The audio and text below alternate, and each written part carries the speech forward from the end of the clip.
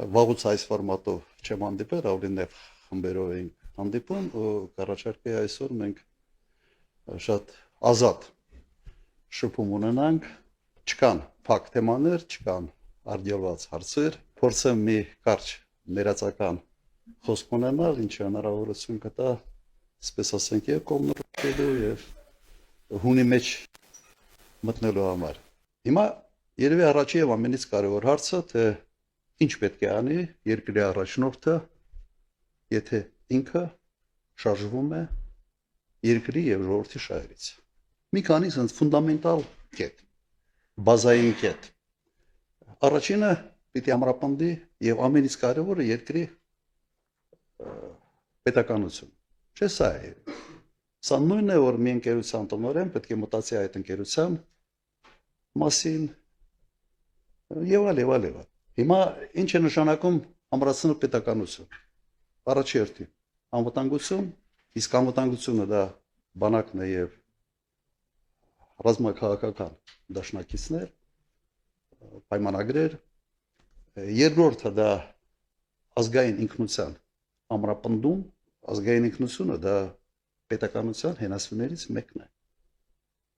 Կան բազմաթիվ երկրներ, որտեղ բավական պրոբլեմային է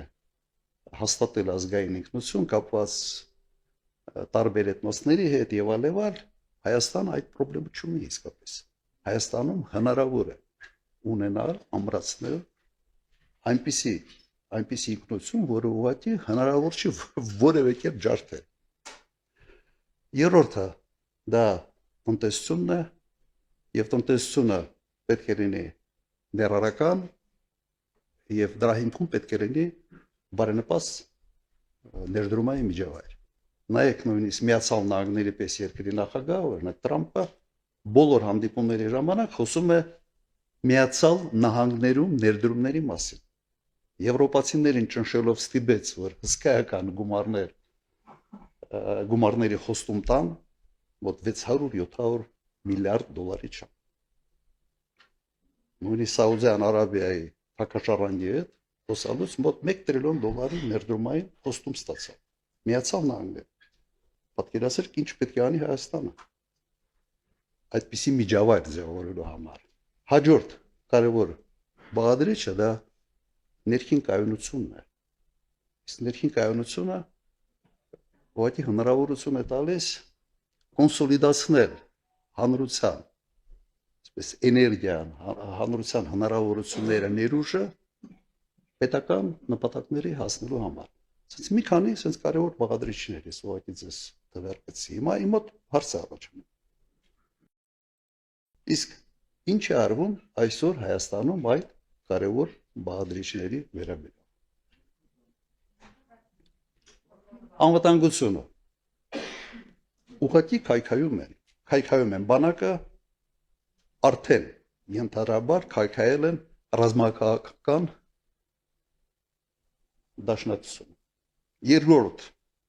ինչ արվում ազգային ինքնությանը դուք տեսնում եք։ Հարձակվել են այդ ինքնության 3 ամենից կարևոր բաղադրիչների վրա։ Եկեղեցի, պատմություն եւ սիմվոլներ։ Պատմությունը իրական Հայաստան, պատմական Հայաստան, այդ անիմաստ անհասկանալի հակադրությունը եւ մյուս կոմպոնենտները չմանրանան։ Տնտեսական զարգացումը։ Երևի Հայաստանը առաջի երկիրն է, երբ տնտեսությունը զարգանում է, բայց աղքատությունը չի իջնում։ Ուրեմն ներառական չի։ Ներդրումային միջավայրը ուղղակի քայքայվել է։ Ինչ արվում Բաշիր ցանցերի հետ, ինչ է արվել Քաջարյանի հետ, պետական ռեկետը համատարած է, հատկապես խոշոր մեծ բիզնեսների նկատմամբ։ Սա այն իրավիճակն է, որը ունենք, եւ հաջորդ կարևորագույն բաղադրիչը դա ներքին կայունությունն է, վստահությունն է ժողովրդի կառավարության եւ ընդհանրապես ժողովրդի միջեւ, վստահության մակարդակի բարձրացումը։ Ինչ է արվում Հայաստանում։ Քայքայվում է հակադրելով բոլորի, նույնիսկ եկեղեցում ենթադրյալ կուսակրոնությունը հաղթած, այսպես ասենք, սրբազաններին հակադրում են նույն ձևով ենթադրյալ կուսակրոնությունը հաղթած սրբազաններին։ Նույնիսկ այդ միկրո, այսպես հակադրության մեջ է մտել այսօր գործող վարչապետ։ Հայտարարություն է հայտարարություն։ Բայց հարցը հետևյալն է. ինչի համար է այս ամեն արվում։ Ինչն է մոտիվացիան։ Արվում է ճիշտ հակառակը նրան, ինչը հմուտ պետության առաջնորդը պետք է անի։ Այս ուղղակի թվարկեցի մի քանի հատ կարևոր բան, թե ինչի վրա պետք է էներգիան ուղղված լինի, եւ նաեւ ցույց են տալիս, թե ինչ արվում։ Նա մտածել եմ իհարկե այս հարցի շուրջ եւ միայն 3 տարբերակ է իհայտ գալիս։ Առաջինը, եթե երկրի առաջնորդը գործակալ է, երկրորդ տարբերակը, եթե երկրի առաջնորդը տգետ է եւ մեծամիտ, եւ երրորդ առաջարկը անում է մտածված եւ միտումնավոր։ Ուրեմն պետք է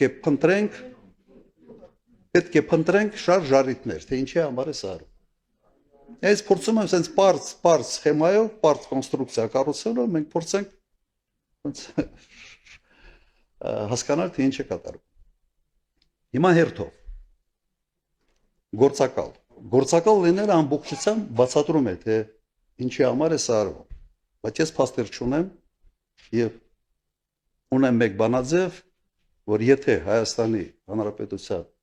վարչապետը լիներ Թուրքիայի գործակալ, կաներ ճիշտ այն քայլերը, որոնք այսօր արվում են։ Բայց ես փաստեր չունեմ, սա իհարկե ենթադրություն է։ Թեկուզ վերջերս հենց Փաշինյանի կողմից նշանակված նախարարը հայտարարեց, որ ինքը փաստեր ունի եւ շուտով կհրապարակի։ Երևի ծանոթ եք այ հայտարարության։ Պաշտպանության նախարար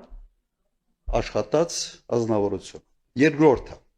այնպես է ստացվել, օրինակ երկրի առաջնորդը տգետ է եւ մեծամիտ։ Այս հանգամանքը բացատրում է այն քայլերը, որոնք Նիկոլ Փաշինյանը արել է 18 մինչև 20 թվականի պատերազմում պարտություն։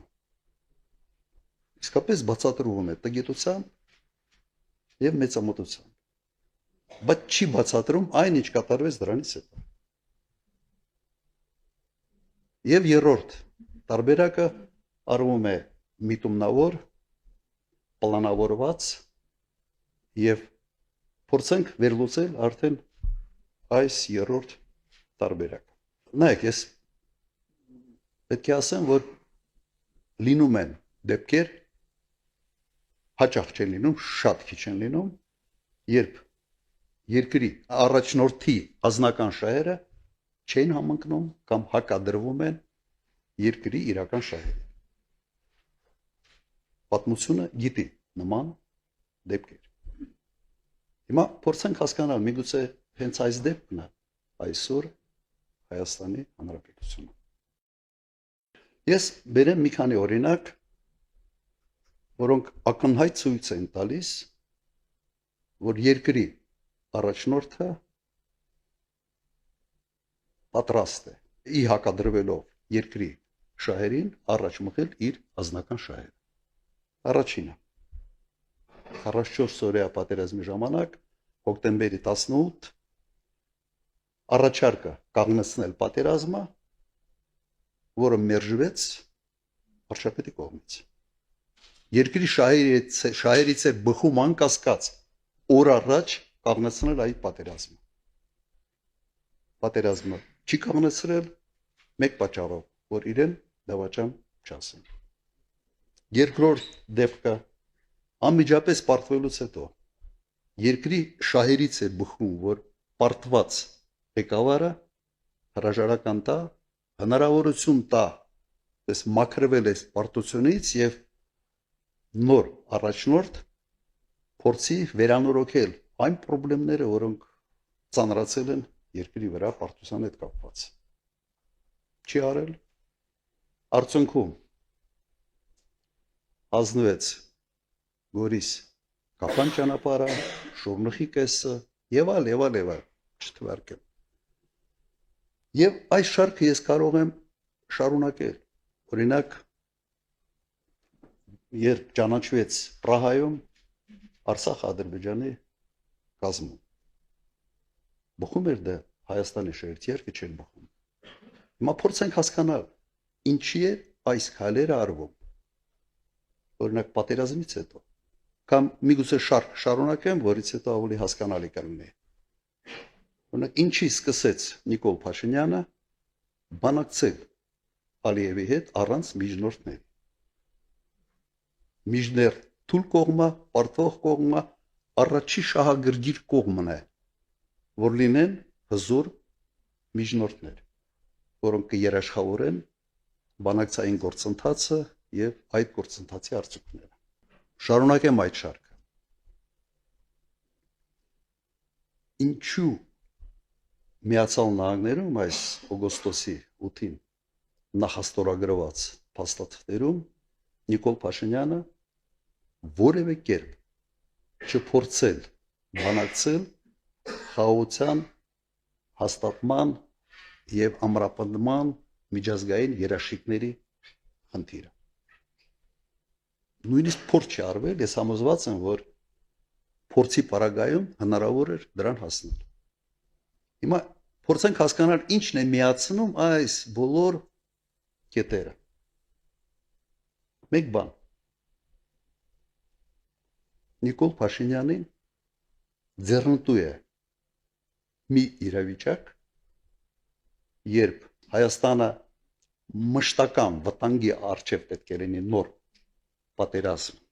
սկսելու հետ, եւ դա իրեն ձեռ է տալիս մեկ պատճառով։ Խաղաղությունը ուղիղ կապվի իր անձի հետ, իր անվան հետ, այլ ոչ թե ամուր միջազգային երաշխիքների հետ։ Իրեն ուղղակի պետք էր օդի ջրի պես, որ ժողովուրդը այնպիսի սարսափ եւ վախ ունենան եւ անդադար լինի այդ սարսափը եւ վախը, որ քվեարկությունների ժամանակ ասեն սա իսկապես պատոհաս է երկրի համար, բայց լավ ասա լինի կամ պատերազմ։ Սա դասական այն օրինակն է, երբ երկրի եւ ժողովրդի շահերը ուղղակի հակասության մեջ են երկրի առաջնորդի ազնական շահերի հետ։ Իր նպատակը իշխանություն պահելն է։ Իշխանություն պահելը պայմանավորված է, թե ինչ չափի սարսափ պետք է լինի մեր ընտրողների մոտ, որ հենց կիրառվի այդ բանաձևը, լավ այս պատոհասը լինի ազգակործան, քան լինի նոր պատերազմ։ Սա այս պարզ տրամաբանական շղթան բերում է այս եզրակացության։ Հետևաբար, օգտագործեմ ոչ իմ այսպես տերմինները, այսօր Նիկոլ Փաշինյանը թոք է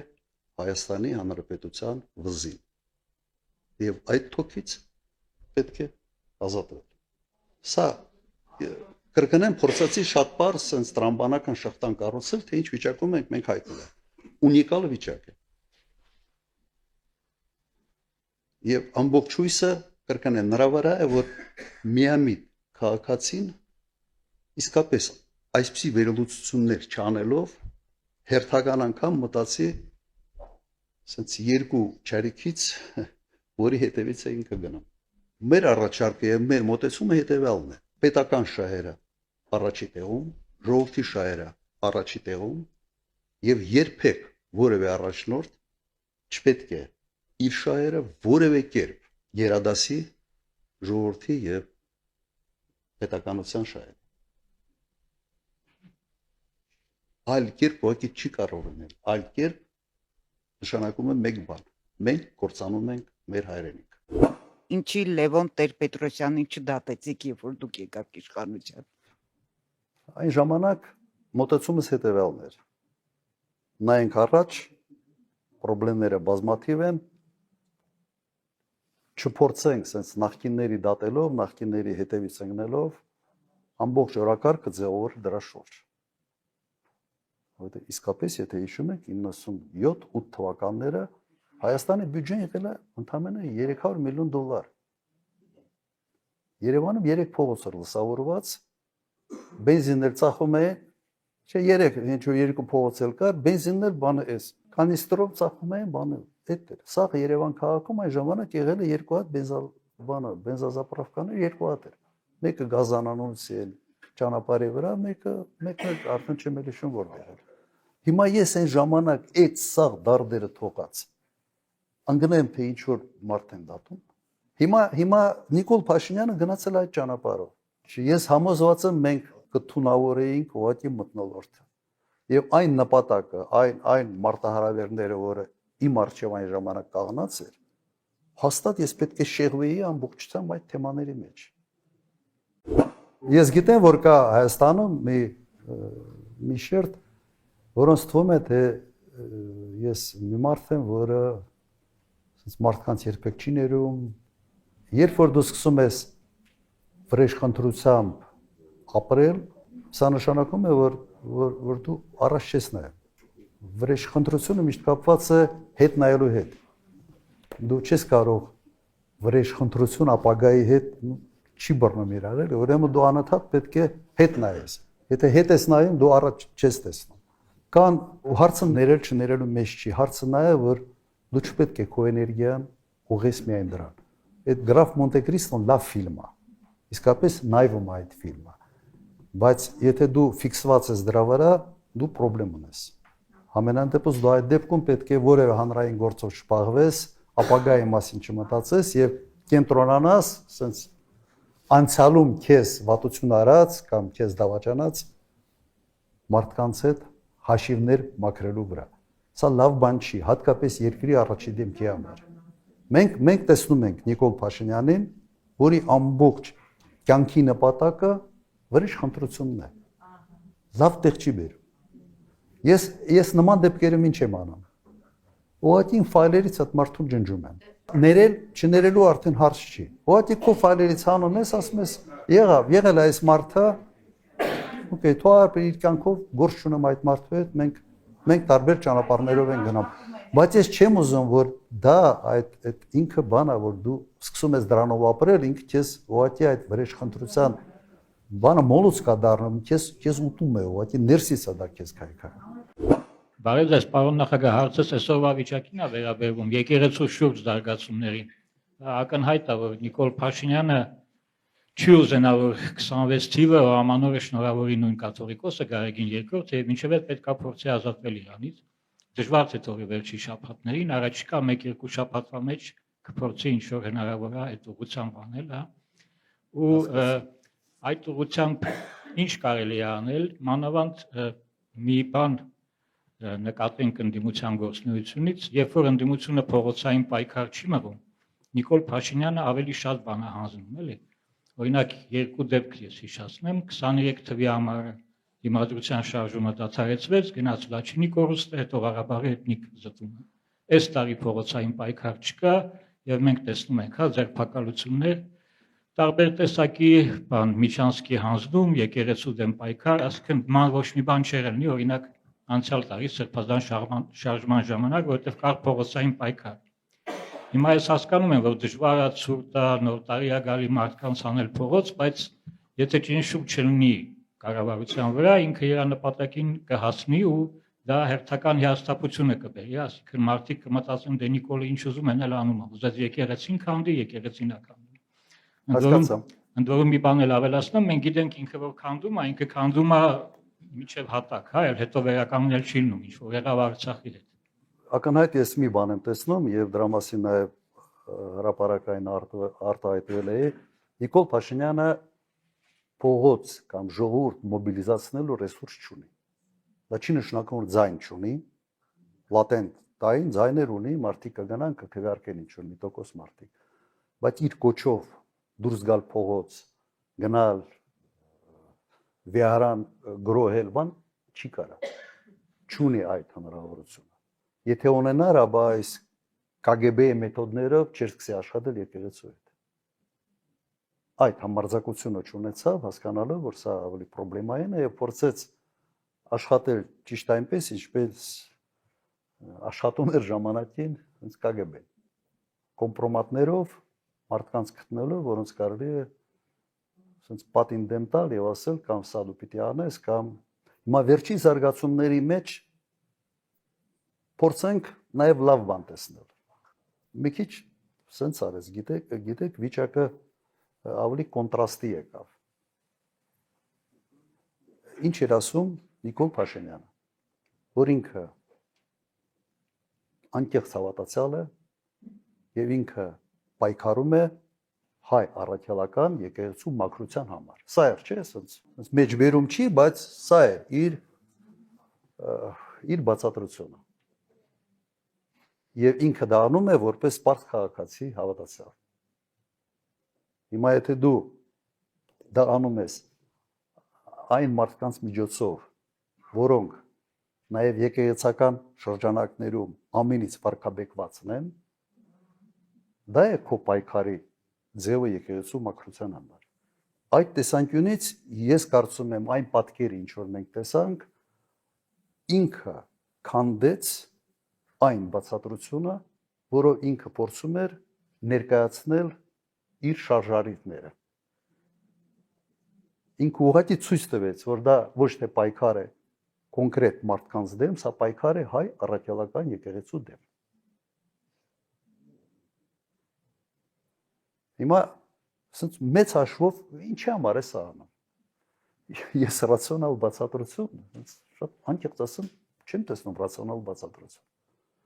Ու ավելի ճիշտ այնց բզիկի պես մի բան է, ինչ որ մարդը գլուխ համտել միգուցե։ Այս տարբերակներից մեկը սա է, բայց կա նաև մեկ ուրիշ տարբերակ։ Մեր եկեղեցին ազգային եկեղեցի է, հայ առաքելական եկեղեցի։ Եվ հենց այդ պատճառով մեր ազգային ինքնության մեջ եկեղեցին հատուկ տեղ ունի։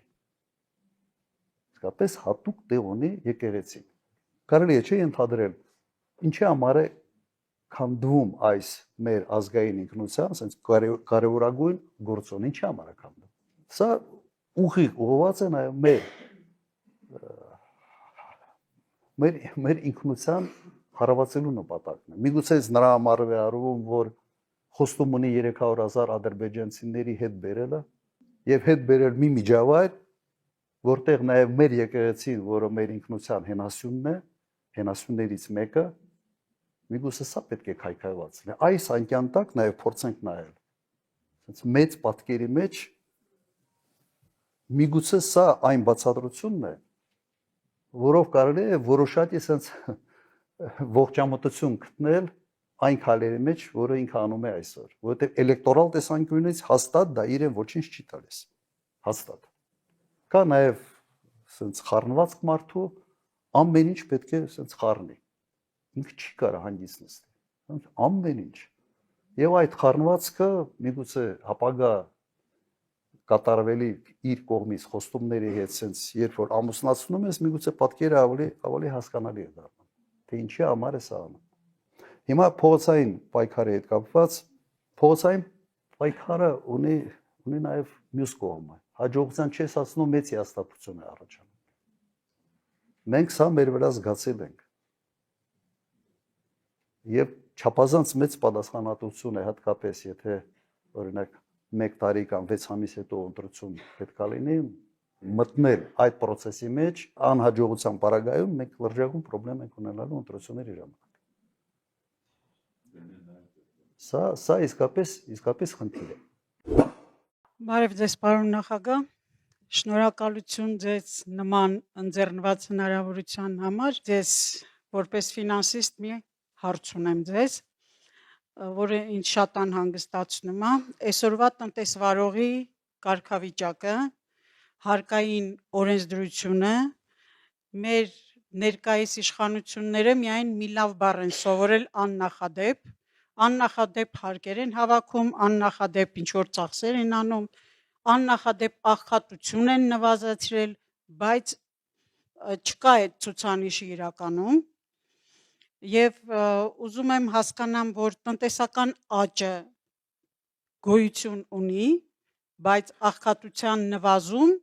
իրականում գոյություն չունի։ Ուր են գնում են հարկերը, որոնք արդեն զանգի միջոցով են հավաքագրում, ուր են գնում այդ հարկերը եւ ինչու դա իրականում այն տնտեսության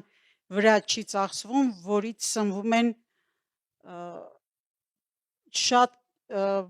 մեծ մասի բնակչությունը, որոնք ցածր մակարդակից ներքև են։ Մի հարցել եմ ուզում ձեզ տամ, որ ինձ շատ անհանգստացնում է։ Դուք ասեցիք մեր ինքնության հաստատման վերաբերյալ, որը շատ կարևոր է։ Ես մի միտք է իմ գլխում միշտ պտտվում, ուզում եմ հասկանամ ինչքանով է դա իրականանալի եւ ինչ եք մտածում դուք դրա մասին։ Եթե մենք ունենանք պետականություն եւ մեր ինքնության հաստատող որևիցե կոդեքս, որը դա պաշտպանվի պետականորեն եւ օրենքով, որպեսզի չկարողանա ամեն մեկը իր տեղից վեր կենալով դրան շեղվի կամ գոնե ունենա պատժվելու ինչ որ մի բան, որը մեր ինքնությանը հակառակվում է։ Նայեք, այսօրվա տնտեսական աճը մեծապես կախված է Ռուսաստանի նկատմամբ կիրառված պատժամիջոցներով։ Սա է։ Եվ ես չեմ պատկերացնում օրինակ 7 կամ 8% տնտեսական աճ, որը չպետք է զուգորդվի աղքատության առնվազն 3% անկման հետ։ Սա ուղղակի բնական է։ Իմ փորձին սա է հուշում։ Իմ ժամանակ մենք միջին տնտեսական աճը ունեցել ենք 10.5% տարեկան։ 10 տարվա ընթացքում միջին աճ։ Եվ 10 տարվա ընթացքում աղքատությունը 56%-ից իջել է մինչև 25%։ Տնտեսական աճը զուգորդվում է աղքատության նվազման հետ։ Եթե դա չի զուգորդվում, ուրեմն տնտեսական աճը կամ նկարած է, կամ այդ աճը, այդ աճի բարիքներից օգտվում են շատ նեղ շրջանակներ։ Հիմա էլ այդ հնարավորությունը կա կրիպտայի մեջ մտնել, կրիպտավալյուտայի մեջ եւ ուղղակի հետքերը կորցնել։ Այդ հնարավորությունը նաեւ կա։ Հիմա հիմիկվա տնտեսական աճը ինքը յուրահատուկ է նաեւ նրանով, որ ինքը սպեկուլատիվ բնույթ է կրում։ Նայեք, մենք հանկարծ դարել ենք մեր մոտ առաջի հարկատուն դարել է մի ընկերություն, որը հեռախոսներ է ծախում։ Եթե ուղղակի թվերը նայեք, ստացվելու է, որ Հայաստանում ամբողջ բնակչությունը ներառյալ նորածիններին տարեկան մի 5 հատ հեռախոս են փոխում։ Իրականում սա է։ Եւ այս տնտեսական աճը իհարկե չի կարող նաեւ այն էֆեկտը ունենալ աղքատության նվազմանը, ինքը փուչիկ, կոպիտ ասած, փուչիկ աճ է։ Շատ նեղ շրջանակներ են այդ աճից օգտվում։ Հիմա մեթոդաբանությունն են փոխել, աղքատությունը իբրև նվազել է։ Չի նվազել, ասեմ, 10 տարում 56%-ից աղքատություն հասցրել են 25-ի, հիմա մոտ 8 տարում աղքատությունը ոնց ընդունել են, այդպեսին էլ մնացել։ Սա նշանակում է նաև ներառական լինելու հանգամանքի բացակայությունը։ Իմիջիալուս դա այն բառն է, որ այս իշխանությունը առաջի տարիներին ամեն շաբաթ երևի մի 100 անգամ ասում է։ Ներառական տնտեսություն, չէ, ներառական տնտեսություն, inclusiveness, sense ասեմ։ Չկա։ Երբ որ դու ունենում ես իրական տնտեսական աճ, դու պարտքային բեռը չես մեծացնում։ 1 միլիարդ ամեն տարի պարտք է ավելացնում Հայաստանի Հանրապետությունը։ Ինչի համար։ Ես որ ընդունել եմ իշխանությունը, պարտքը եղել է մեր համախառն ներքին արդյունքի 46% էր կազմում։ Ես հանձնել եմ իշխանությունը մոտ 13-15%։ Կարող է թվերը մի քիչ սխալվեն, մի քիչ կարող է սխալվեն, ուղղակի լավ չեմ հիշում։ Հիմա սրանք ընդունել են պարտքը 6 միլիարդ դոլար, հիմա ընդհանուր պարտքը դարել է մոտ 14 միլիարդ։ Նույնիսկ եթե միայն այդ տարեկան այդ միլիարդը արդյունավետ դնեին տնտեսության մեջ, տնտեսական աճը ավելի մեծ պիտի լիներ։ Ուրեմն այդ գումարները ուղղակի մսխվում են։ Կամ նկարում են,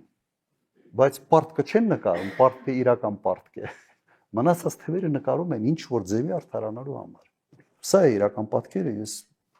համամիտ եմ այն նաև գնահատականի հետ, որը դուք տվել եք։ 380,000 թոշակառուներ, որոնց ըստ էության թոշակների մասով նույնիսկ ինդեքսացիա չի արվել։ Մի քանի անգամ ասել են թոշակներ են բարձրացնում, մի քանի հազար դրամով, բայց ինֆլյացիայի ավելի ցածր, քան ինֆլյացիան 8%-ով։ Ուրեմն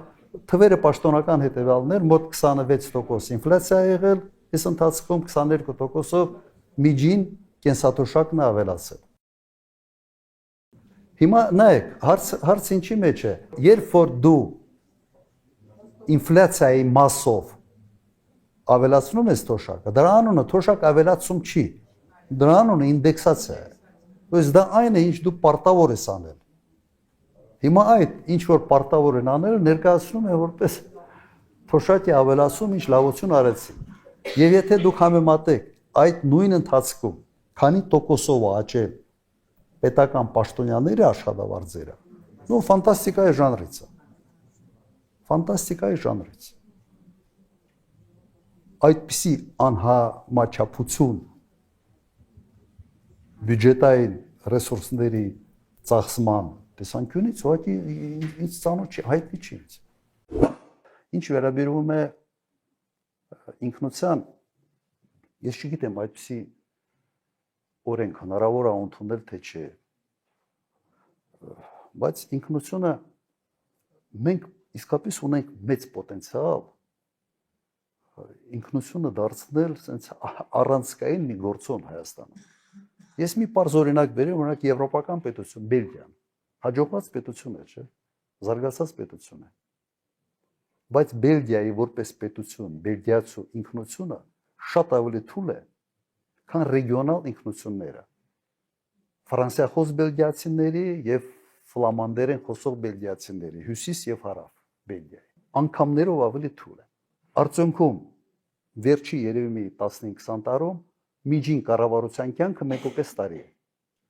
Ամեն 1.5 տարի կառավարությունները փոխվում են։ Ինքնությունը չափազանց կարևոր է ներքին կայունության համար։ Իսկ ներքին կայունությունը սա նշանակում է, որ այս ազգը հնարավորություն ունի կարող է ռեսուրսները ուղղել կարևոր նպատակներին։ Օրինակ նույն Սինգապուրի օրինակը 3 տարբեր ազգություններից բաղկացած մեկ քաղաք էր, բայց Լի Քուան Յու կարողացել է ստեղծել այս սինգապուրցու ինքնությունը, ոչ թե չինացու ինքնություն, հնդիկի ինքնություն։ Եթե երկրի առաջի դեմքը սա չի հասկանում, ուրեմն ինքը այդ ինչի վրա նստած է, ինքը այդ ֆունդամենտը ուղղակի որից քանդում ամեն օր։ Ես կոնկրետ Բելգիա օրինակը բերեցի։ 1.5 տարի է միջին կյանքը կառավարության։ Եւ հիմնական պատճառը դա այդ ինքնության թույլ հանգամանքն է, որը էթնիկական sense արմատներ ունի, բայց այնուամենայնիվ ինքը այսպիսի արդյունքների է բերում։ Դրա համար ընդունում եմ, որ խնդիրը լուծման կարիք ունի, բայց սա լավ չեմ պատկերացնում, սա օրենսդրորեն միգուցե հնարավոր է։ Պատրաստ եմ քննարկել այս հարցը եւ մտածել այս ուղղությամբ։ Ես հատուկ Բելգիա օրինակը բերեցի, կարամ լիք ուրիշ օրինակներ բերել։ Թե ինչի է բերում, ինչ խնդիրներ է ստեղծում ինքնության կոդի բացակայությունը կամ թուլությունը։ Առողջես բարոն նախագահ,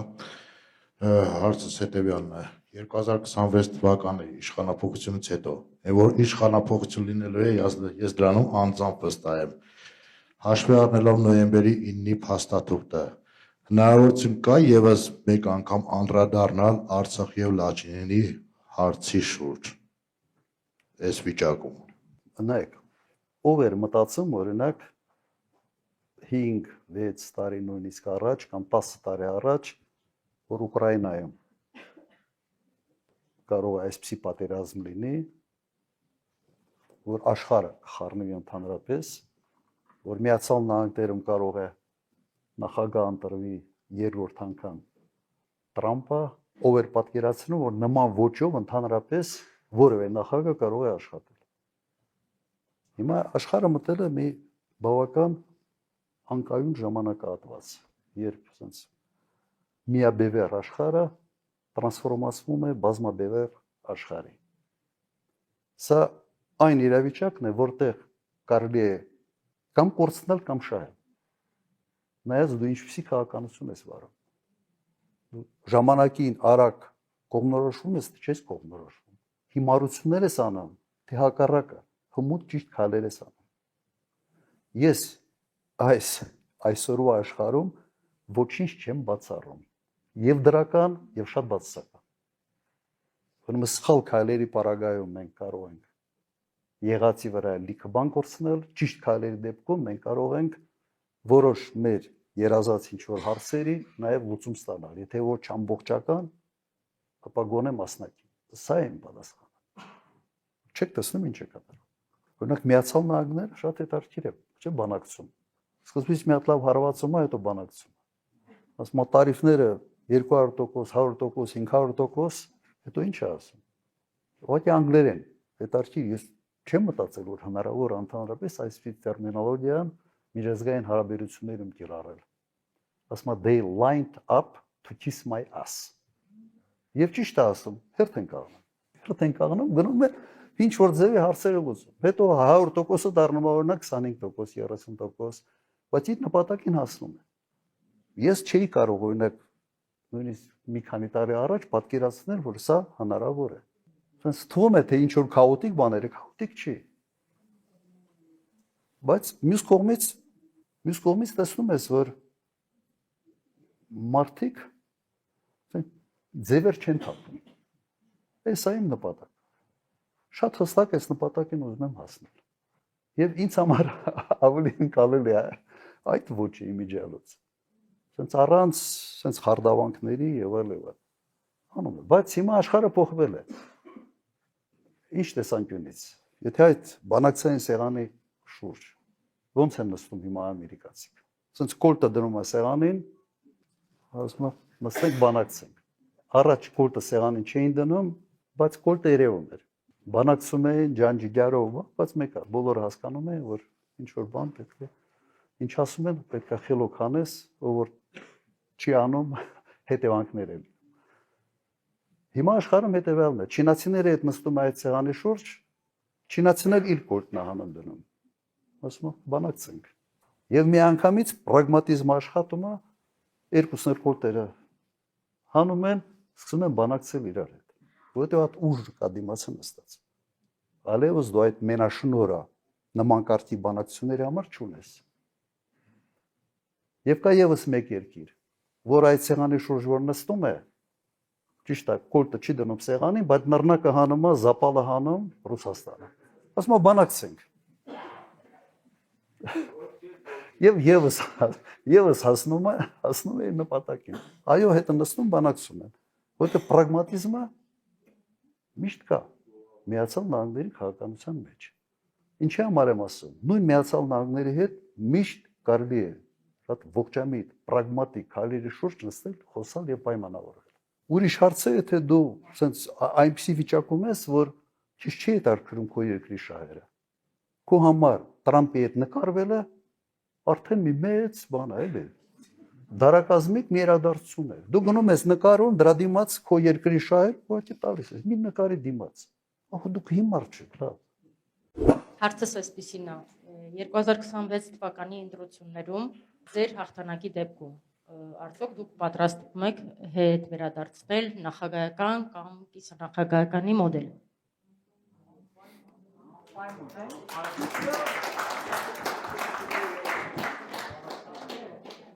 Նայեք, գոնե ինձ համար մի բան պարզ է, որ չպետք է լինի մեկ պաշտոն, որը կենտրոնացնում է իր ձեռքում այսքան լիազորություններ։ Եվ նախագահի պաշտոնը պետք է հակակշիռ լինի նման դեպքերի համար։ Չարժի հիմա մտնել այդ կարգի sense խորը բանակցությունների մեջ, որովհետև տարբեր քաղաքական միավորներ կարող է տարբեր պատկերացումներ ունեն եւ սա այն դեպքը չի, որ այս թեման դառնա sense առաջնային քննարկման թեմա, բայց քանի որ ինձանից հարցնում եք, ես համարում եմ, որ այո, համարում եմ, որ նախագահը պետք է ունենա, կարող է լինել կիսանախագահական, կիսախորհրդարանական, բայց նախագահը պետք է հակակշռելու հնարավորություն ունենա։ Դատական համակարգը որևէ կապ չպետք է ունենա գործադիր իշխանության հետ։ Սա ուղղակի մի խայտարակություն է այն ամենը, ինչ կատարում է դատական համակարգում։ այո, պետք է անպայման գնալ որոշակի փոփոխությունների։ Երկիրը կարող է դեպ մնա խորհրդարանական, բայց նայեք, ես մտնեմ այլ օրինակների մեջ։ Օրինակ Լեհաստան։ Խորհրդարանական երկիր է, բայց նախագահը ընտրվում է ժողովրդի կողմից։ Ընտրվելով ժողովրդի կողմից լուրջ հակակշիռ է ինքը դառնում կառավարությանը, եթե իրենք տարբեր քաղաքական թևերից են։ Չեխիա նույնն է։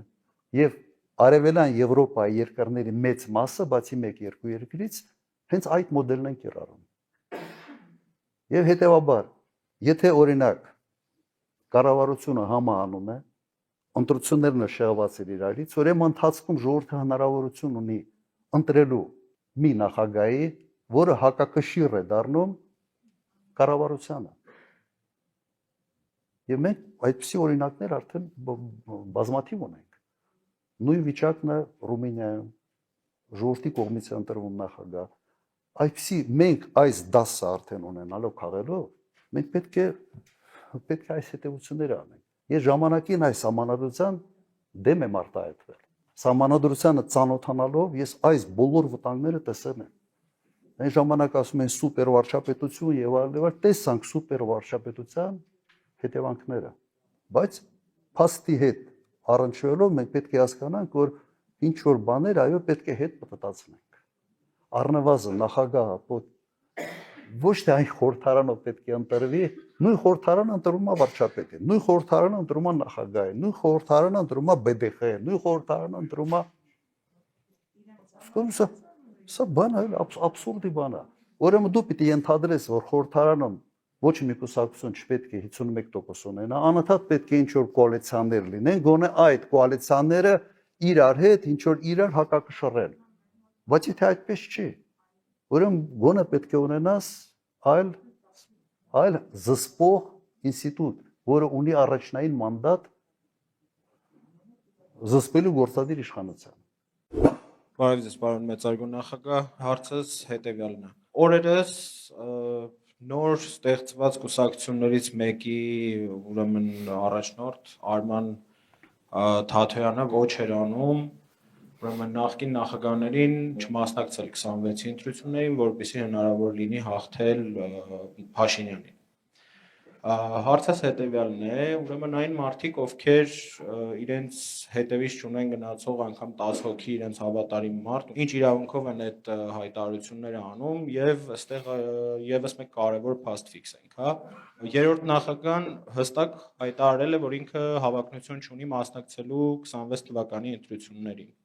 Այդ քայլով ինչպես է գնահատում այդ հայտարարությունը, որով կոնկրետ թիրախավորված է ձեր անձը, այլ ոչ 3 նախագահ, այսինքն տրվում են 3 նախագահների անունները, բայց հստակ թիրախավորումը ձեր դեմ է ուղղված։ Հասկացա։ Ես արդեն մեծ իմունիտետ ունեմ։ Նման կարգի հայտարարությունների նկատմամբ ընդհանրապես եթե չեմ սխալվում, ես վերջերս նաև արտահայտվել եմ սրա վերաբերյալ, ինչ է նշանակում կուսակցության ղեկավարը, երբ հայտարարում է, որ ինքը չի մասնակցելու ընտրությունների։ Եթե իր կուսակցությունը մասնակցում է, ուրեմն ինքն էլ է մասնակցում։ Այն ինչ ասում է Արման Թաթոյանը, նշանակում է, որ ոչ ՀԱԿ-ը պիտի մասնակցի, որտեղ ՀԱԿ-ի առաջնորդը Տեր-Պետրոսյանն, ոչ հանրապետականը պիտի մասնակցի։ Նո աբսուրդ է։ Եթե կուսակցության ղեկավարը անձամբ ինքը ցուցակ չի մտնում, բայց կուսակցությունը մասնակցում է ընտրություններին, ուրեմն այդ մարդիկ փաստացի այո մասնակցում են ընտրություններին։ Բայց ես ավելի բացահայտ եմ մասնակցել եւ հնարավոր է նաեւ վերջնական որոշումը չունենք ֆորմատների, բայց մեծ հավանականությամբ նաեւ կմասնակցեմ։ Հիմա ինչ է ուզում Արման Թաթոյանը։ Ես չգիտեմ։ Ոնց որ ասել եմ, միշտ փորձում եմ ռացիոնալ բան գտնել։ Երբ որ ասում եմ ռացիոնալ, չի նշանակում լավ կամ վատ։ Նշանակում է մի որոշում, որը որոշակի մոտիվացիաներ է արտահայտում, որոնք կարելի է հաշվարկել, ուղղակի տեսնել կամ չտեսնել։ Կա մի հոսույթ նախկինների ու ներկաների, որը հիմնական զենքերից մեկն էր Նիկոլ Փաշինյանի մոտ։ 18 թվականից հիշում եք նախկին դա հասարակությունը բաժանելու, իրար ճշնամացնելու գործիքակազմ էր։ Ակնհայտ է նաև, որ այս գործիքը այսօր շատ ավելի թույլ է, շատ ավելի։ Ամենից մեծ բացասական վարկանիշը այսօր բոլոր հարցումները ունի Նիկոլ Փաշինյանը ու չվերականգնվող վարկանիշը։ Հարց է առաջանում. ինչ նպատակով են այդ խոսույթը բերում քննարկման օրակարգ։ Երբ որ վերջի մոտ 2 տարվա ընթացքում ինքը ԿՊ-ն ու Նիկոլ Փաշինյանը սա մեծ էնտուզիազմով չի անում։ Ավելի շատ իներցիայով են այս թեման քննարկում, ես այդ եռանդը չեմ տեսնում, որովհետև եռանդը դրել են ուրիշ թեմաների մեջ, հասկանալով, որ սա այն ազդեցություն այլևս չունի։ Կարծում եմ, ստե մոտիվացիան ևս շատ պարզ է։ Մարդկանց թվում է, թե դրանով իրենք կարող են մեր ձայներից ինչ որ մի մասը վերցնել։ Լավ, օքեյ, լավ, 2% տարար, հետո դրա համար ես եւս պետք է գամ ինչ որ տարբերակների։ Մեկը սա է, ուղղակի մտածում եմ մի աղմկոտ հայտարարություն անի, այդ հայտարարության հետևանքով նաև իր վրա հարձակվեն, այսպես ասենք, դրանով ուշադրություն ինքը ասենց իր անունը ավելի ճանաչելի դարձնի եւ այլը, այս բացատրությունները սրանք են։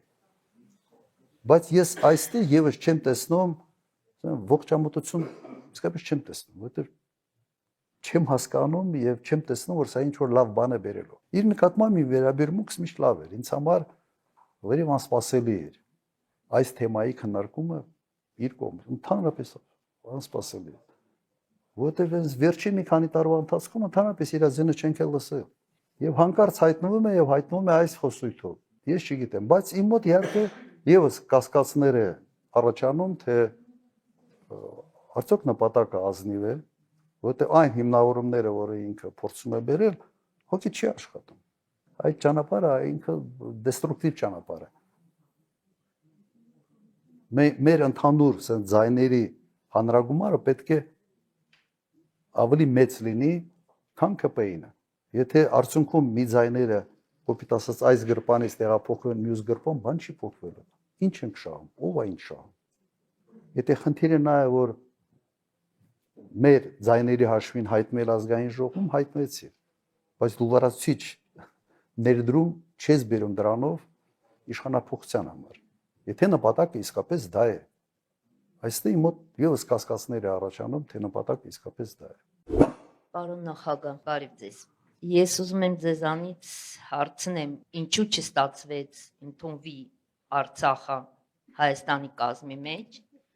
Եվ երկրորդ հարց, դուք դառնում եք նախագահ, ես չեմ էլ կասկածում։ Մենք մնալու ենք բազմաբևեր, թե ինչ որ մի ուղղություն ենք վերցնելու, Զապադ Եվրոպա или Ռոսիա, թե լինելու ենք նույն ձևի բազմաբևերն ենք մնալու։ Նայեք, Կիևստում քննարկվում էր հենց Արցախը Հայաստանին միացնելու տարբերակը, դա էր սեղանի վրա եւ շատ մոտ էինք այդ տարբերակին։ Բայց մենք միակողմանի չէինք հրճակում, որովհետեւ այդ հրճակելը կնշանակեր մեկ բան. բանակցային գործընթացի ձախողում եւ պատերազմ հրահրելու առիթ։ Այս կազուս բելի կոչեցյալ։ Եվ նայեք, եւ մենք այդ բանակցությունները ես չեմ կասկածում, որ արդյունքում մենք կբերեինք մեր ցանկացած տարբերակին։ Ավելի ասենց պարզ ասեմ, մենք կոնցեպտը հետեւյալն էր. անվտանգային համակարգերը ունենալ միասնական, ասենց երկու պետություն, մեկ բանակ ըստեյության, երկու պետություն, մեկ անվտանգային համակարգ։ Եվ բանակցել եւ արդեն ժամանակի մեջ այդ խնդրի լուծումը տալ եւ նման օրինակներ կար, եթե դուք նայեք օրինակ Արևելյան Տիմորի պատմությունը, նայեք Էրիտրեայի պատմությունը, մի բան է պետք։ Հետևողական աշխատանք եւ ճիշտ քայլեր։ Հիմա ինչ է արել Նիկոլ Փաշինյանը 18 թվականին։ Խաթարել է բանակցային գործընթացը, միակողմանի հայտարարել է Արցախ Հայաստանը եւ վերջ, Եվ ըստ էության ստեղծել է մի վիճակ, որ լեգիտիմության ինչ որ բան էինք հաղորդել Ադրբեջանի ագրեսիայի համար։ Մենք հենց ինչ որ դուք ասում եք, չենք արել հենց դրա պատճառով, որ նման խնդիրներ չունենանք 94 թվին, 7 թվին, 2000, 2008, հենց դա է։ Սա անպատասխանատվության ծայրահեղ ավելի շատ, ասենց ասեմ, տգիտության, հիմարության բաներ, կիրառումներ ուղղակի։ Մեր բանակցային գործընթացի երաշխավորները եղել են Միացյալ Նահանգներ, Ռուսաստան եւ Ֆրանսիա։ Ֆրանսիայի դեմս Ֆրանսիա Եվրոմիություն։ Եվ խնդիրները Հայաստանը ունեցավ այն ժամանակ, երբ այս երեակին մերժեց։ Փաստորեն Նիկոլ Փաշինյանը ասեց ինձանից ինչ եք ուզում։ Գնացեք Ղարաբաղի հետ քննարկեք։ Սենց էր ասում, չէ՞։ Գնացեք Ղարաբաղի հետ քննարկեք։ Ինչա մեր խելքը չէր կտրում էր։ Բայց դու չպետք է հատկապես երբ արդեն ռազմական բալանսը ինչ որտեղ խախտվել էր, դու չպետք է այդպեսի քայլ անես։ Դա պրովոկացիա էր, որը բերեց չափազանց ծանր հետևանքների։ Հենց որ մենք հայտարարեինք Ղարաբաղը որպես Հայաստանի կազմ, մենք կշեղվեինք, մենք այս խնդրի լուծումը կբերեինք երկրների տարածքային ամբողջականության սկզբունքի դաշտ։ Բայց մենք ամբողջ բանակցային գործընթացը տանում էինք ժողովուրդների ինքնորոշման սկզբունքի վրա հենվելով։ Եվ սա մեր ուժն էր։ Դրա համար հնարավորություն եղավ երկար տարիներ ունենալ փաստացի անկախ Ղարաբաղ, որը ենթադրվում է, որ դեռ չի ճանաչվել միջազգային հանրության կողմից, բայց փաստացի ճանաչվել է որպես ինքնորոշված ժողովուրդ,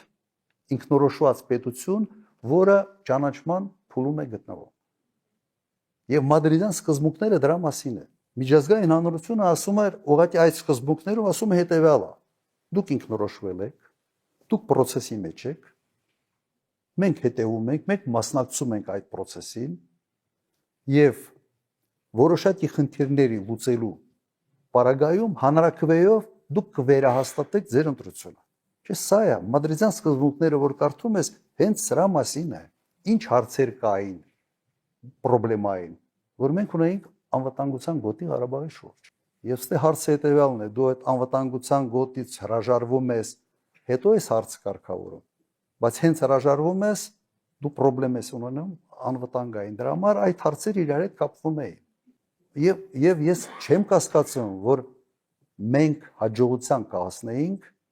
եթե չլիներ այն ավանտյուրիզմը ուղղակի, որը դրսևորվեց 18-19 թվականներին։ Հիշում եք, ես նույնիսկ կիրառեց տերմիններ, ինքը իրեն համարեց, որ սենց բանը, ինչ որ Ռեմբոյա միջազգային, վերջը գլխին տվին գիքոր դառավ։ Չէ, սա է։ Բայց գլխին տվին, իրեն գլխին տվին, ինքը գիքոր դառավ, բայց ժողովուրդն էլ կաղնեց ծանրագույն վիճակում։ Եվ իր ավանտյուրիզմի պատճառով 5000 զոհ, 11000-ից ավել վիրավոր։ Հիմա ասում են 5000 չի քիչ է։ Հրապարակեք թվերը, որ մենք ճշգրիտ այն թիվը օգտագործենք, որը կլինի այդ հրապարակման մեջ։ Անուն, ազգանուն, ով է զոհվածը, որ գյուղից է, որ քաղաքից է։ Ձեր երկրորդ հարցը հետևյալն է, չէ՞, մնագավեկտորն է։ Ընդհանրապես փոքր պետությունների համար անվտանգային հարցը երևի համար մեկ հարցն է, բայց նաև փոքր պետությունը չի կարող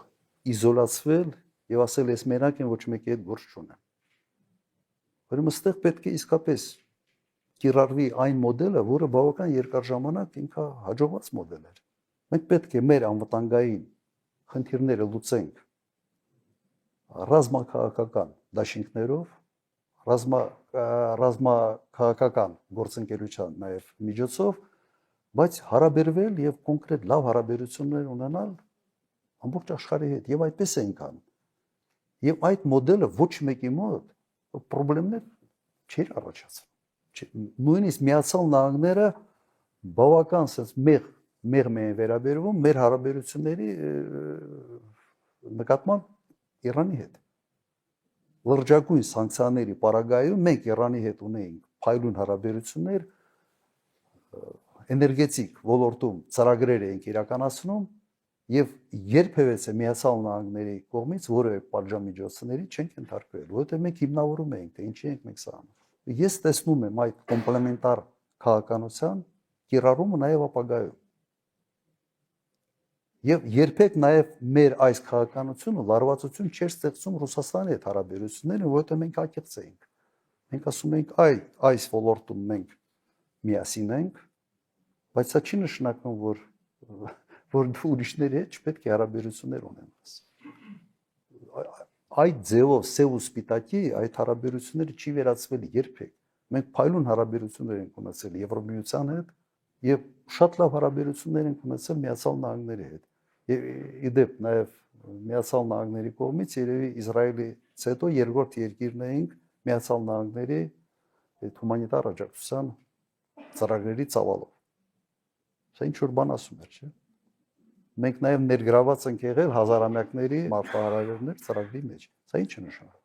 Կա այդ հնարավորությունը, հմտություն է պետք։ Իսկ եթե դու քեզ գժի տեղ ես դնում ինչ որ բաների համար, վերջում ստանում ես այն, ինչ ստացել ենք։ Վերջը գժի տեղ դնելու համար կամ պիտի այնքան թափ ունեն ասել, որ սա ասեն ես գժի հետ գործ չունենք։ Հերո մի քիչ մտածենք, եթե թափը չունենք, դու այն վեր ասում ես, ասենց իքիբիր բանով ասենց քեզ գժի տեղը դնում, մեկն էլ գլխի տալով, հիմա ինչ։ Արտաքին պարտքի, պետական պարտքի հետ կապված էր կառավարման շրջանի, որտեղ տարբեր թվեր եմ լսել ես 700 միլիոն, միլիարդ 200 միլիոնի կարգի մի քանի հակասական թվեր կան։ Անկախ ամեն ինչից, երբ որ նայում ենք 26 թվականին Հայաստանը արդեն պետք է սպասարկման համար վճարի ավելի շատ գումար, քան եղել է 98-2008 ամբողջ պետական պարտքը։ Այ եթե կարողանաք ճշգրիտ թիվը ասեք, մեր համար ավելի հեշտ կլինի այս հարցը բարձրացնել, ներկայացնել, ոչ թե հնայի հետ համեմատությամբ։ Նայեք, մոտ 14 միլիարդ դոլար է հիմա դառնում արտաքին պարտքը։ Իմ հիշելով մոտ 400 միլիարդ դրամ արդեն 380 քանի 390 կարող եմ մի քիչ սխալվեմ, միայն արտաքին պարտքի սպասարկման է գնալու հաջորդ տարի։ Դա ավելի շատ է, քան ամբողջ կրթությանը բյուջեում նախատեսված գումարները։ Ավելին, ցած մտքում մի քիչ դժվար է հաշվել, բայց կրթություն, գիտություն միասին ավելի քիչ է նախատեսված, քան արտաքին պարտքի սպասարկման գումարը։ Հիմա այսպիսի վիճակ է, եւ այո, ճիշտ եք ասում, այդ գումարը մոտ է, հիմա դժվարանամ եմ ասել, քան այն ժամանակ ընդհանրապես ամբողջ պարտքն էր։ Ես տոկոսային հարաբերակցությամբ եմ հիշում, բայց չեմ կարող հիմա զուտ թվեր ասել, բայց սա հսկայական թիվ է։ Սա մենք միգուցե օգտագործեմ այս բառը, դա բուրգ է կառուցված։ Եվ այդ բուրգը փլվելու է։ Ենթադրենք միած սցենար նայենք, վաղը մյուս օր Ուկրաինայում պատերազմը, եթե կաղնի, օրինակ, եթե բանկային ընդհանրապես Ռուսաստանի սանկցիաների մի մասը կամ ամբողջությամբ հանվեն, մեր տնտեսությունը կոլապսի առաջ է կանգնելու։ Մի հսկայական զանգված, օրինակ Ռուսաստանում հայկական քարտեր են բացել, ներդրումներ են արել, հաշիվներ են բացել մեր բանկային համակարգում, որ կարողանան նաև իրենց ծախսերը, իրենց ճամփորդությունների ժամանակ անել։ Այդ ամբողջը փլվելու է։ Մեր բանկային համակարգի այս գերշահույթները ամբողջությամբ կապված են այս հանգամանքի մեջ։ Լիքը բիզնեսներ անգամներով ավելի մեծ ցուցանիշներ են այսօր ցուցադրում մեկ պատճառով սանկցիաների շրջանցելու այս տարբերակը։ Հիմա դուք պատկերացրեք, վիճակ փոխվեց, կոպիտ ասած, լիք երկրներ կա, որ այս պատերազմի չցանկանալով, բայց շահառու են դարել բիզնեսներ նաև։ Եվ ոչ միայն Հայաստանը։ Դուք նայեք առևտուրը ինչքան աճել Қырғызստանի հետ, Ղազախստանի հետ, այնց բազմաթիվ երկրներ, հատկապես նրանք, ովքեր ազատ առևտրի ռեժիմներ ունեն Ռուսաստանի հետ։ Հիմա մի պահ պատկերացրեք, այս ամբողջը կաղնի։ Ինչ է լինելու։ Եվ նման պարագայում պարտքը, այդ պարտքը արտաքին ոչ ոք քեզ չի ներելու, չի դու ստիպված պետք է այդ պարկը շարունակես սպասարկել։ Սա լրջագույն խնդրեմ է լինելու։ Դրա համար սրանք են թվերը։ Ես մի որոշ ժամանակ առաջ այս տեսակ գործողությունները, երբ որ ձեր նախագահության ժամանակ կատարվել են, մարդու իրավունքների գրասենյակի հիմնում, հեռուստատեսության եւ ռադիոյի հանձնաժողովի ստեղծում,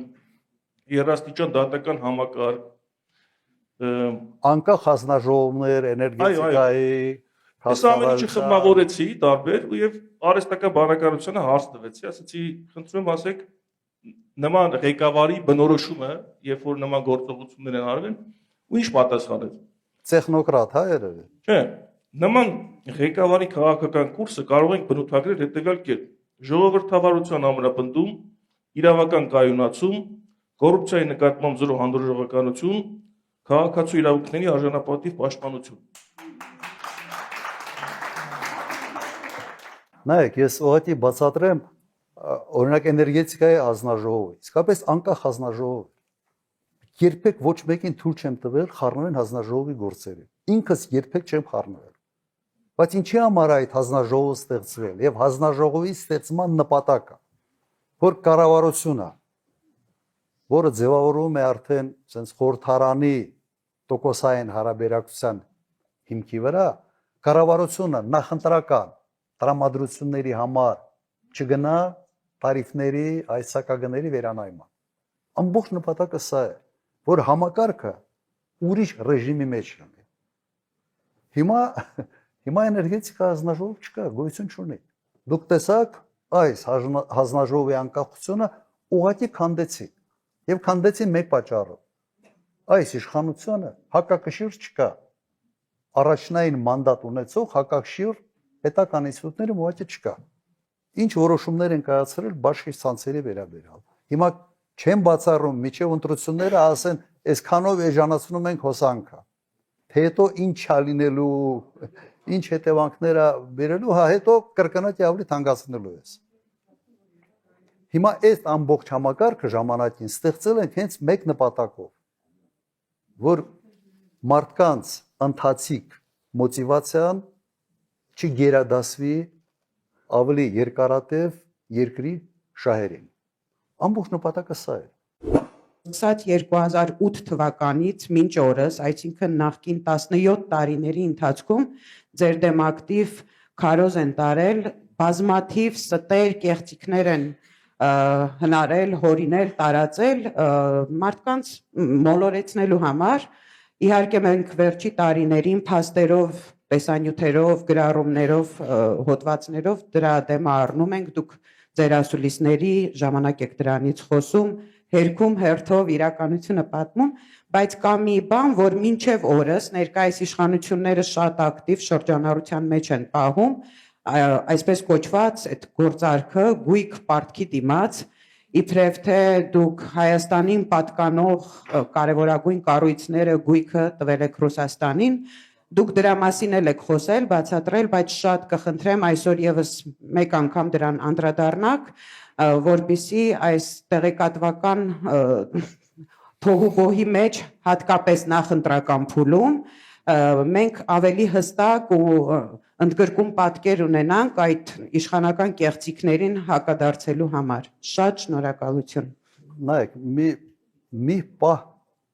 իմ պատկերացումը այնպեսին էր, որ թեման արդեն անցել է, մեռած թեմա է, ոչ մեկին դա չի հետաքրքրում, բայց բարբերաբար ինչ որ փորձում են վերակենդանացնել։ Դից մի քանի թեմա կա, սա այն թեմաներն են,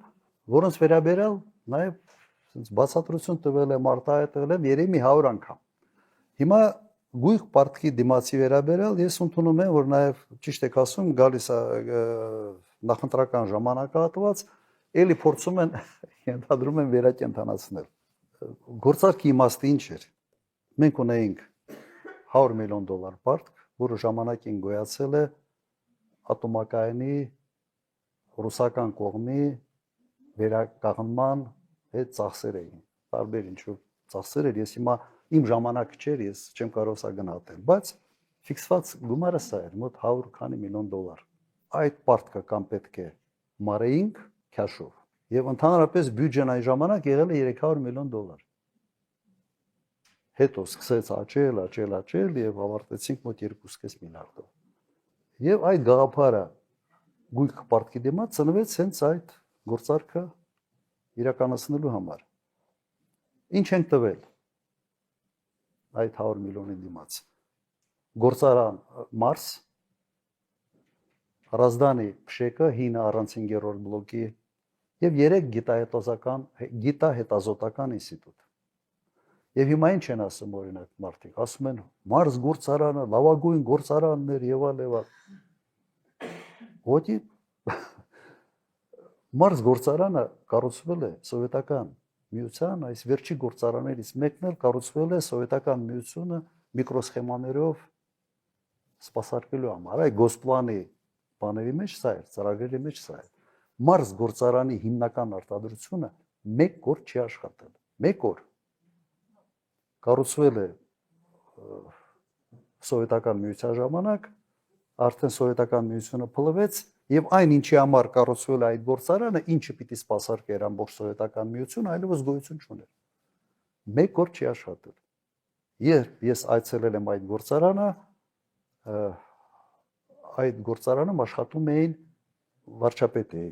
չեմ սխալվում, աշխատում էին միայն օժանդակ մեխանիկական ցեխ, ինչ որ չգիտեմ, բուտկա, բեսեդկային սարքում սվարշիկներ բանման։ Մի հատ էլ ֆիզրաստորի մի բան էր դրած Վաչե Մանուկյանի գործար բանը։ Ինչ որ,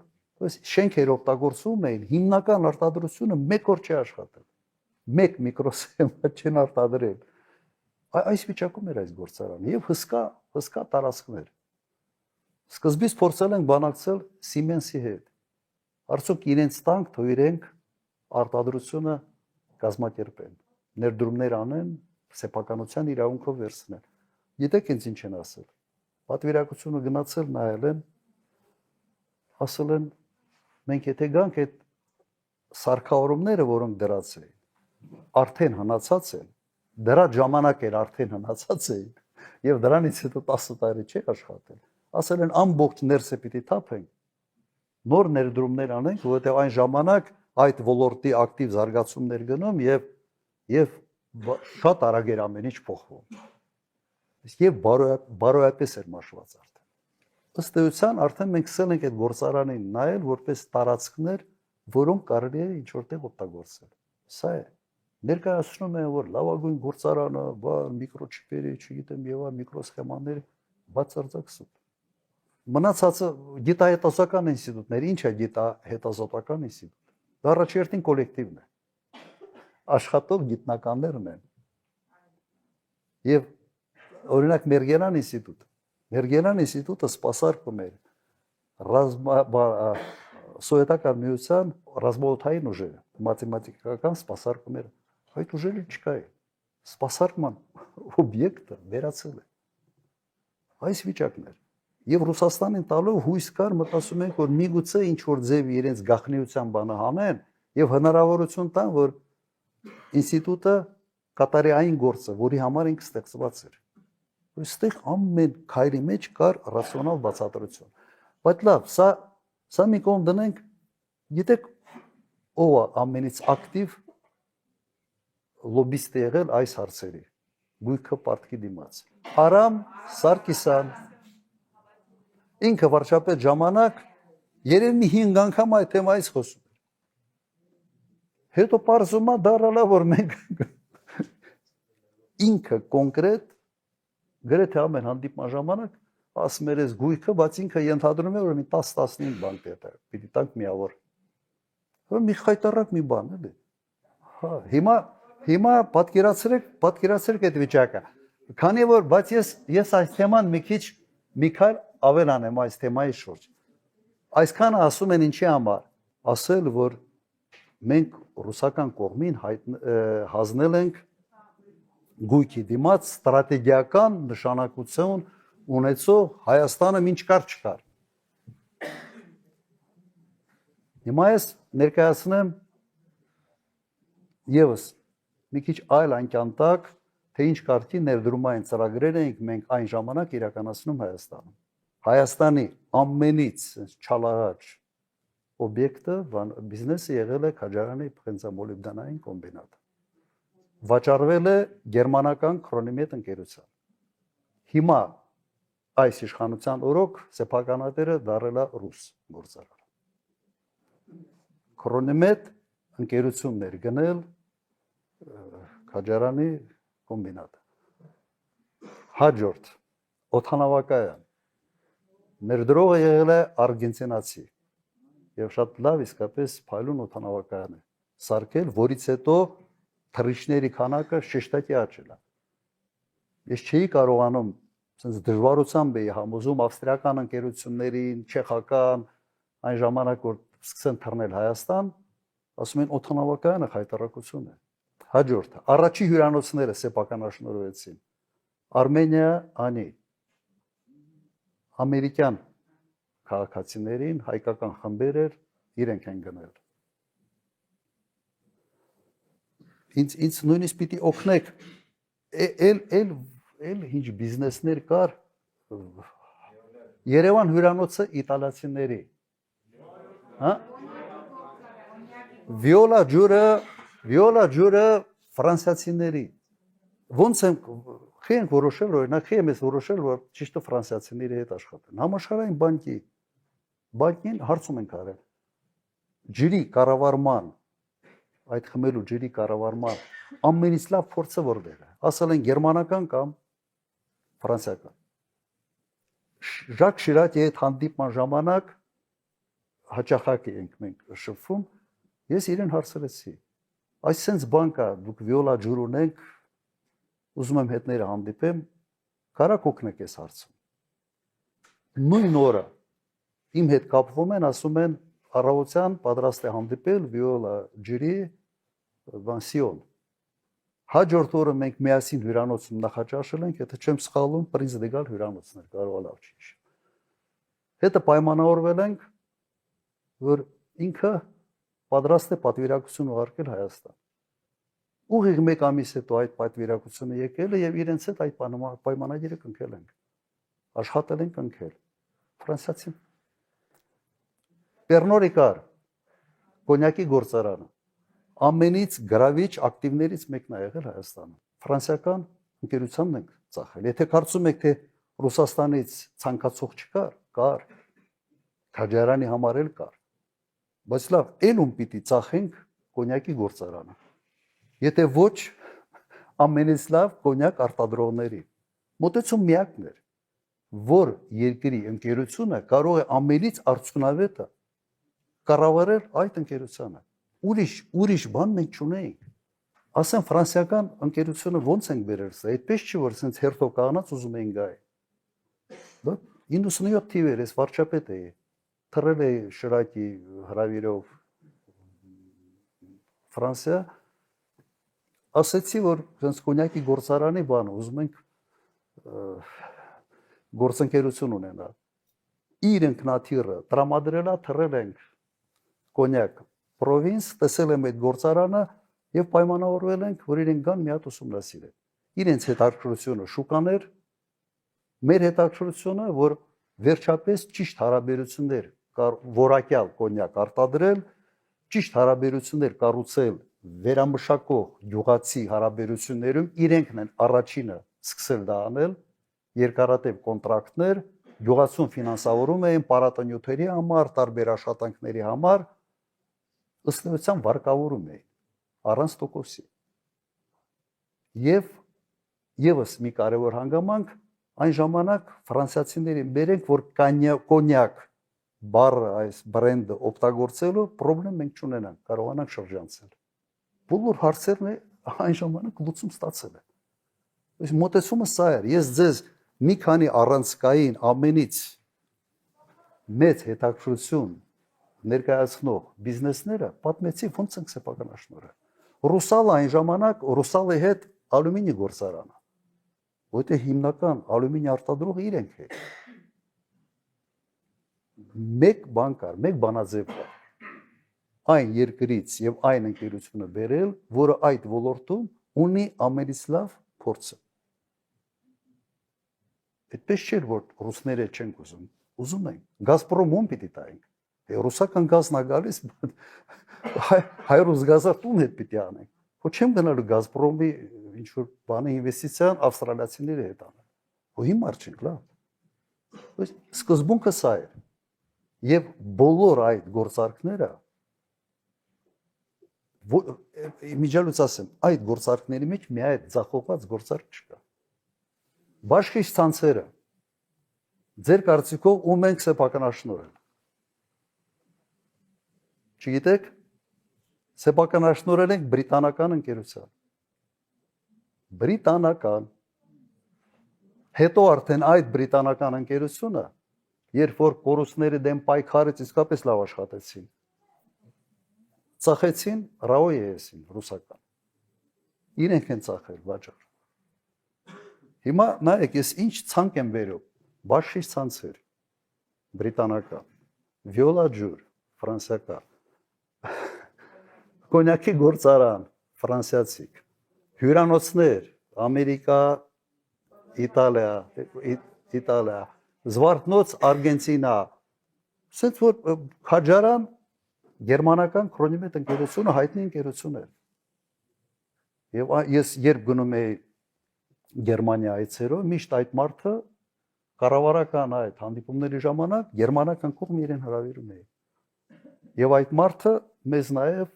նվիրեց դեսպանատան շենքը։ Գերմանիայում դեսպանատան շենքը դա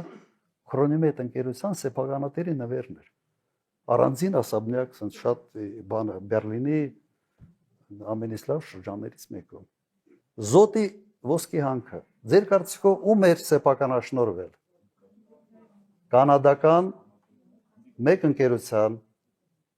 որը այն ժամանակ ոսկու գները շատ ցածր էին, որը աշխատացրեց Զոտի հանքը։ Հիմա Զոտի հանքը պատկանում է ռուսական ընկերության։ Այն ինչ որ արվել է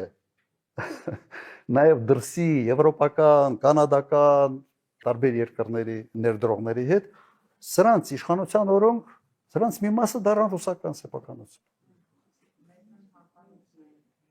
Հասկանում եք սա, եւ դու այդքանից հետո Ռուսաստանի դեմ այցի քաղաքականություն վարել, Ռուսաստանի աշխարհակաղակական դիրքերը թույլատնելու ուղղությամբ, ոչի մոտ այդ կոգնիտիվ դիսոնանսի բանն արա, ինչ է քանում, ինչ է անում։ Լիքը բաներ ասացի, ես տեսա, որ դուք չգիտեք դրա մասին։ Բանկային համակարգում քանի բանկ էր այն ժամանակ, դրսի բանկեր, Կոմերցբանկ գերմանական, Լիբանանյան բանկը, անունը արդեն չեմ։ Հա, Բիբլոսը։ Եվ մի շարք բանկեր մտան, քանի ընկերություններ սկսեցին թռնել Հայաստան։ Ու սա բերել, ներկայացնել, որ ասենց մի քանի չաշխատող գործարան ասենց տվել ենք ռուսներին եւ սա ասենց մի դարակազմիկ, մի սխալ էր։ Դա իրականությանը հետ ձեր ասածը ինչ որ առնչություն պիտի ունենա, թե չպիտի ունենա։ Մոտեցում մեկը պիտի լինի։ Քո որոշման մեջ պետք է այդ ռացիոնալ էլեմենտը լինի, որ դու անում ես եւ բացատրում ես ինչի համար եմ սա արել։ Իմիջիալոց այն ժամանակ կար ամերիկյան համասարան, ռուսները այդ բանակցեցին, ասեք մի հատ սլավոնական համասարան դուք բացեք։ Ճիշտ էր, համարում եմ, որ ճիշտ էր։ Քանի որ խոսք գնաց նաև մարդկանց մանիպուլացնելու, իսկապես լավ են անում։ Կարողանում են։ Դա մի հատկություն է, որը ենթադրում է, որ դու ներսում որոշակի կարմիր գծեր չունես։ Սովորաբար կարմիր գծերը դաստիարակությունից են գալիս, չէ՞, ասում ես ես ոնց խափեմ, որովհետև մեկ շաբաթ հետո կամ մեկ ամիս հետո կամ մեկ տարի հետո վերջը այդ մարդու աչքերին ոնց եմ նայելու, եթե պարզվի, որ ես իրեն խափել եմ։ Հիմա Նիկոլ Փաշինյանը այսի պրոբլեմ չունի։ Եվ սա դառել է իրեն ուժը։ Եվ ինձ համար ամենից մեծ հայտնաբերությունը, գիտեք, նա էր, որ մեր հասարակությունը չափազանց հանդուրժող է ստի նկատմամբ։ Մարդու կարելի է ամեն օր 100 անգամ, 1000 անգամ ստի վրա բռնել, Եվ մարդը դեռ շարունակում է ունենալ ինչ որ այնքանակի բավական լուրջ քանակի կողմնակիցներ։ Ինձ համար սա բան է, սա որոշակի շոկի պես բան է։ Ես երբ որ մի բան ասում եմ, միշտ ասում ես հետևյալը, բա այս մարդիկ մի տարի հետո որ հարցնեն, չես կարող սուտ ասել, որովհետև դու հանրային դաշտում ես գործում եւ հատկապես հիմա ամբողջը ձայնագրված մնում է մարդիկ աչքդ պիտի կողեն եւ դու ամոթից sense գետինը պիտի մտնես։ Այս խնդրեմը այս իշխանությունը չունի։ Եվ ցավոք մեր միջավայրում սա դառել է ուժ, այլ ոչ թե թերություն։ Ես իրենց գիտեք ոնց եմ ասել, իրենց անունը դրել եմ քաղաքական խարդախներ։ Որտեւ խարդախության զոհը միշտ միամիտ մարդն է։ Խարդախ չի կարող խարդախություն անել։ Խարդախության անելու համար ինքը պիտի միամիտ մարդկանց գտնի, խափի եւ մարդիկ կան, որոնք անգամներով մի քանի անգամ կարող խարդախության զոհ լինել։ Խարդախը ջոկում է ով է միամիտ մարդը եւ այդ միամտության վրա այդ մարդու գլխին ինչ որ փորձակներ է բերում։ Հիմա ես ենթադրում եմ, որ մեր հասարակության մոտ այդպիսի միամիտների քանակը ուղղակի տոկոսային հարաբերակցությունը բավական մեծ է։ Եվ իշխանության են հայտնվել մարդիկ, որոնք այդ բարոյական նորմերը չունեն, այդ կարմիր գծերը չունեն, եւ ուղղակի զբաղվում են քաղաքական խարդախությամբ։ Եվ նույն միամիտ մարդիկ sense 1, 2, 3, 4, 5 անընդհատ ընկնում են։ Եվ այդ բառը միշտ, չգիտեմ, օգտագործում թե չէ, բրիտանական մի ասացված կա, ասում է, եթե քեզ մեկը խաբել է մեկ անգամ, ամոթ իրեն։ Եթե երկրորդ անգամ է խաբում, ամոթ քեզ։ Եթե ակնհայտորեն ընտրակեղծիքների եւ խախտումների շնորհիվ ԿՊ-ն նորից ընտրվում է, կազմում է մեծամասնություն, միայնակ կամ սատելիտներով էական չէ։ Արդյոք դուք նախատեսում եք նաեւ հնարավորություն չճանաչելու արդյունքները ընտրությունների եւ այդ փողոցային պայքարը շարունակելու ընտրություններից հետո։ Ասացիք, եթե ԿՊ-ն ընտրվի, եթեներ չկա։ ԿՊ-ն պետք է չընտրվի եւ ես պլան B չունեմ։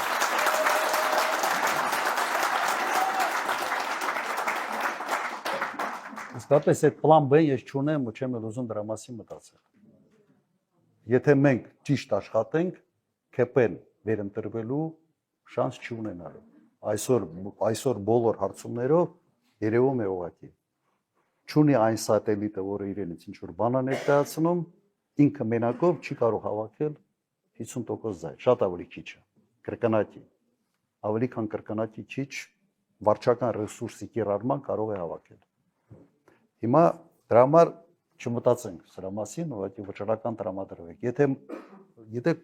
Եթե սկսում են մտածել մարդիկ, բայ եթե սենց, եթե նենց եւ այլ, միշտ ոնց որ հետին տեղա թողում հետ քայլ անելու։ Չգիտեմ, կյանքում իմ մոտեցում միշտ սա էր։ Մտել ես պայքարի մեջ, նույնիսկ մի նայր հետևից մարդ կա թե մարդ չկա, դու առաջ գնա։ Հենց դու առաջ ես գնում, հետևից գալու։